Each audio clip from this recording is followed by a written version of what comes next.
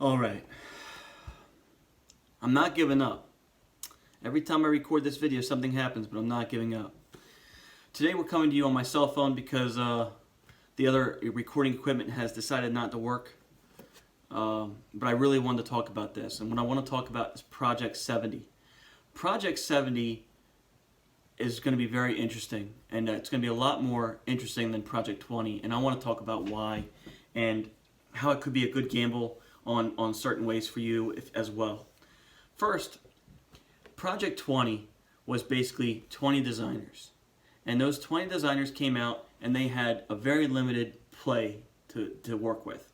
They had to make a Mike Trout rookie card look cool. And oh, by the way, you have 19 other designers competing with you to make the coolest Mike Trout rookie looking card. You know what I mean? And that went on all season long. And by the end of the season, if you collected all Mike Trout cards, you look pretty cool. It actually is. It's going on sale on eBay now for like $2,000, and it's probably going to be bought by somebody because that's a really cool collection. That said, I personally lost interest in it because I'm like, okay, well, I've seen a few variations of this card at this point.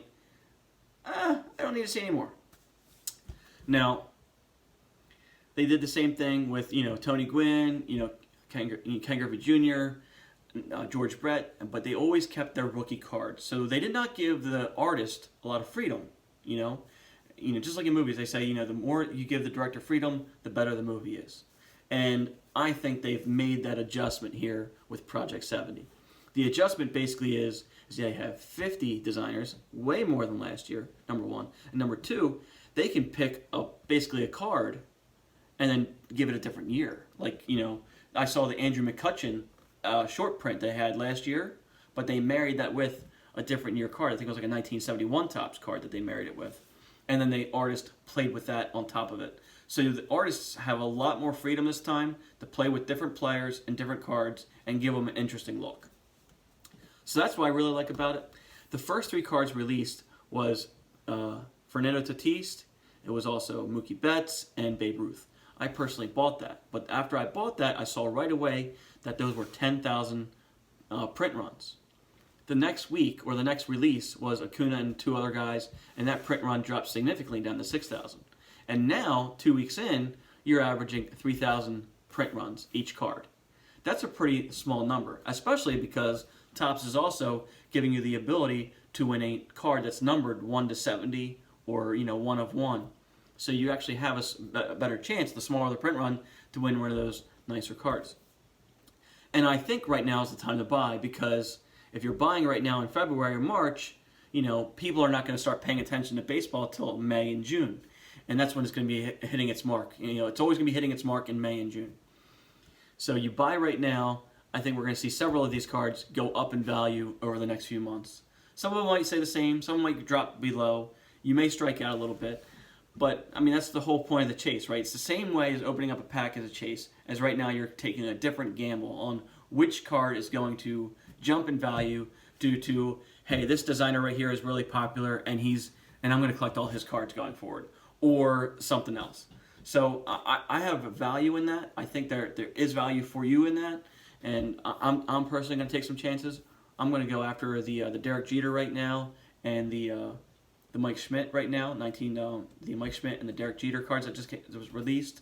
And I might go after the Joe Adell, but I might not, because I find that really cool that it's a rookie card and they just released a artist variation of it. That's very different. They've never done that before. So those things interest me, and hopefully they have low print runs. And I think they should interest you as well. The last thing I want to talk about is Snoop. Yes, I just said Snoop.